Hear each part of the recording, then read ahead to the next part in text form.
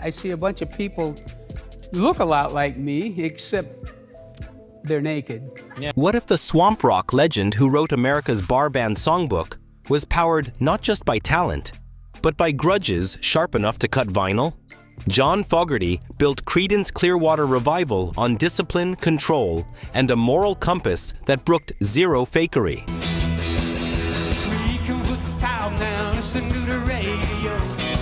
When people crossed that line, brothers, bandmates, labels, even a fellow Bay Area jam institution, the fallout rewired his life.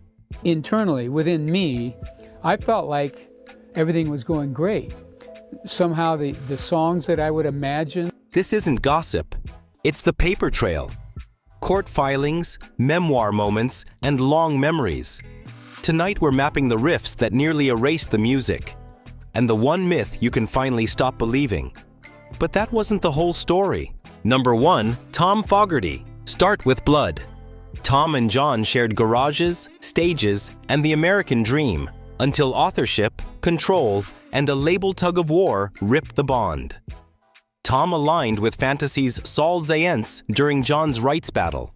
The fracture hardened into years of silence. Later, John spoke about forgiving his brother after Tom's death. A late acceptance that hurt and loyalty can live inside the same last name. The tragedy feels classical. The singer who needed absolute focus versus a sibling who wanted a voice. That tension powered CCR's tightness and primed its implosion. You can hear it in John's interviews. Flint when discussing business. Tenderness when the subject turns to family. The most painful fact stays simple. There was no reconciliation while Tom was alive. That truth haunts the bright choruses, a shadow crossing sunlit songs. The rift wasn't just personal, it was architectural. John built systems to keep chaos out. He favored lean arrangements, hard edges, and decisions that left no room for drift. Control became armor. When contracts blurred ownership and allies shifted sides, he learned to treat precision like survival. So the band's miracle, bulletproof riffs and unfancy anthems, arrived with a cost, and the invoice landed at home. Tom's choice to stand with the label wasn't business to John. It read as betrayal. A vote against the one who steered the music from garage noise to radio scripture. And yet the arc bends toward release. After reclaiming his songs, John's tone softened. Gratitude replaced grievance. He's talked about setting burdens down and honoring what remained instead of replaying what broke. That's the end to a loud chapter. A brother remembered without the courtroom glare, a catalog back in the hands that wrote it, and a promise to keep the river running. Proof that even in rock's hardest family stories, forgiveness can outlast a feud. Number 2. Stu Cook. Fogerty's grip on writing and production defined CCR's prime and its resentment curve. After the split, bassist Stu Cook and drummer Doug Clifford built Creedence Clearwater Revisited, a road unit serving the songs while the songwriter stayed separate. The name lit the fuse. Fogerty argued that any Creedence branding would blur history and mislead ticket buyers into believing the writer and voice were attached. Cook countered that audiences knew exactly what they were buying: the rhythm section and a band capable of delivering the catalog faithfully. Lawyers stepped in. An early injunction briefly halted the Revisited moniker before a later appellate reversal revived it, and the dispute migrated from posters to pleadings. Beneath the filings lived a deeper question of authorship versus stewardship.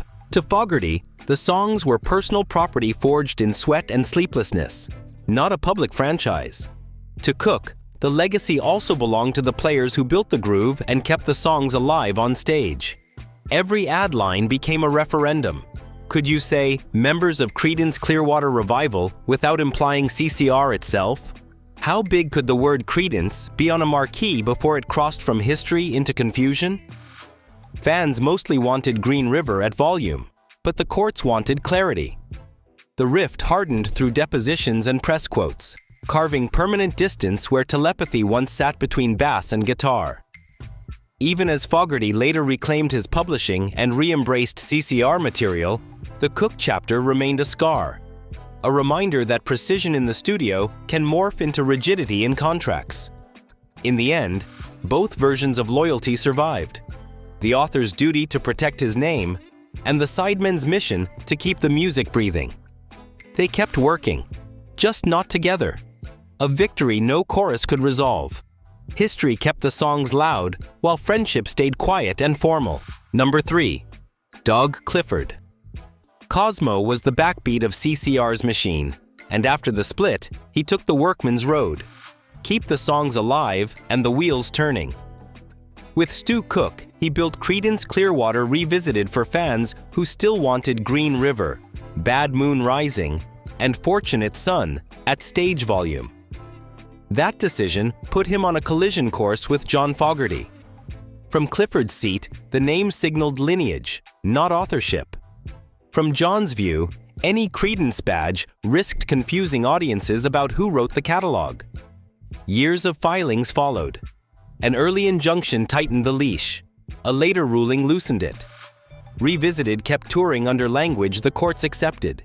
Each side insisted it was protecting the legacy. Clifford's public voice stayed steady and unsentimental. He talked schedules, mileage, and decibels, framing Revisited as stewardship.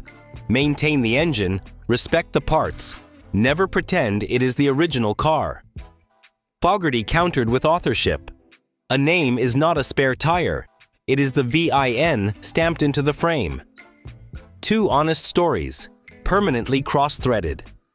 The human cost lived in the negative space, a rhythm section and a frontman reduced to statements and lawyers debating poster fonts. Fans still got the groove played on the one, but they did not get the old handshake that made those records breathe. Time organized more than it healed. Revisited wound down.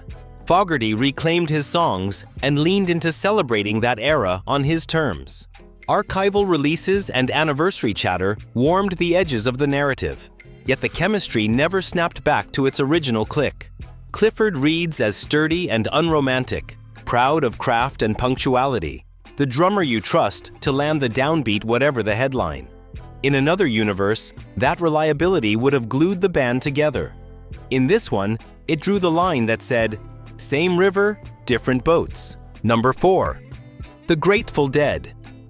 Woodstock should have crowned Creedence Clearwater Revival. Instead, John Fogerty walked on at a brutal hour after the Grateful Dead's late-running uneven set drifted the schedule into the graveyard. He has said he looked out and saw a field half asleep. That image hardened into a lifelong bruise. The tightest bar band in America finally on the biggest stage, with momentum bled away by a neighbor's chaos. For a perfectionist who timed vocal entries like drum hits, that felt like theft. He wanted a crowd snapping like a snare, not a blanket of yawns. In Fogerty's mind, CCR had done everything right. Arrangements tight, tempos locked, no meandering solos, and still watched their moment slide into the dark. The grievance became a lesson in control. Fogerty withheld permission to use CCR's Woodstock performance in the original film and major retrospectives, convinced the context made the band look smaller than the songs deserved. He treated the tapes like mishandled evidence, powerful but contaminated by circumstance. Years later, when the full set finally surfaced, fans heard what he always trusted was there: taut, focused, driving. History adjusted a notch, but the scar didn't vanish because the wound was never only about sound. It was about timing, professionalism, and the terror of watching narratives slip away in real time. That's the core here. Not a cartoon feud with tie-dye enemies, but a craftsman's anger at losing control of context. He never wanted applause for chaos. He wanted the history straight. And what came next would turn that hunger for control into a courtroom war with the man who held his songs. Over the years, Fogerty softened his tone toward the Dead's wider legacy. Different mission, different cathedral. Their long-form improvisation redefined what a rock show could be. CCR defined how a rock song should hit. Two truths can live side by side. Yet the practical fallout of that night kept shaping his choices.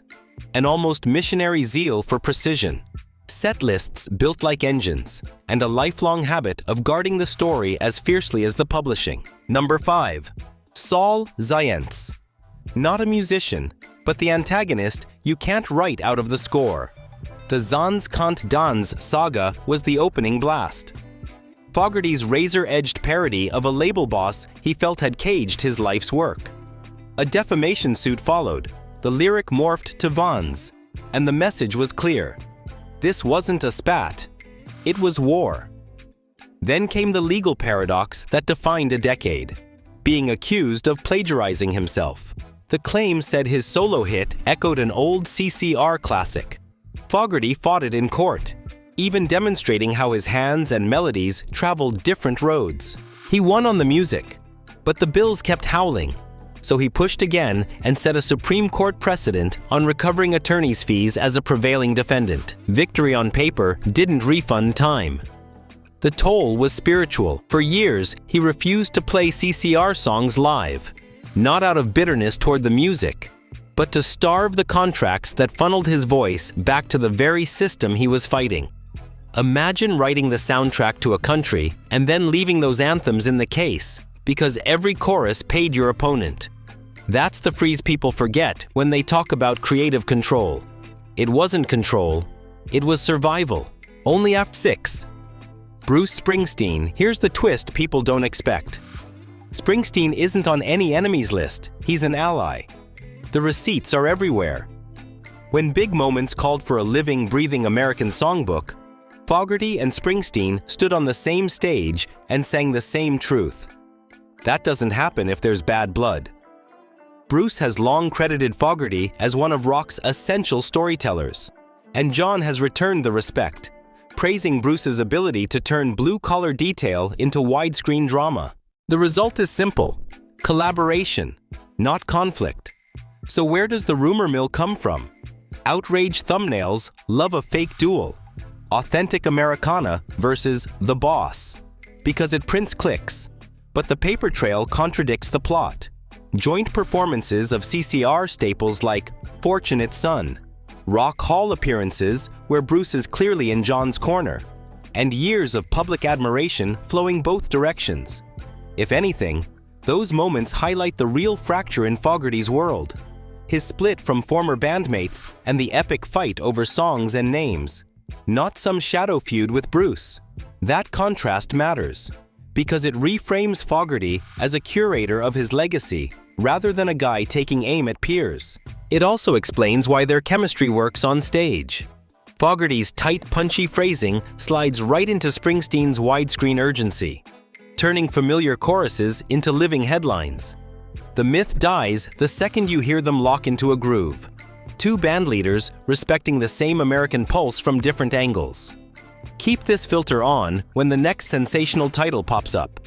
If you didn't see it in a court record, a credible interview, or a stage you can name, it's probably narrative sugar. The truth is cleaner and, honestly, better for the music. Fogerty and Springsteen aren't rivals. They're parallel highways feeding the same radio. Proof that respect outlasts rumor every time. Stack the chapters and a pattern appears. Tight songs, tighter standards, and a life bent by contracts and control. Family warred with legacy. Bandmates became brands. A neighboring tribe killed the vibe one historic night. A label boss dragged an artist through law's slow maze. And the internet tried to invent a feud that never was. Fogerty's late career piece, regaining his songs, recording legacy, the Creedence Clearwater revival years, talking more softly about old wounds, feels like the outro the story always needed. The lesson is blunt and beautiful. Protect your name, guard your melody, forgive where you can. And when the past gets loud, turn up the truth until the rumors disappear in the mix.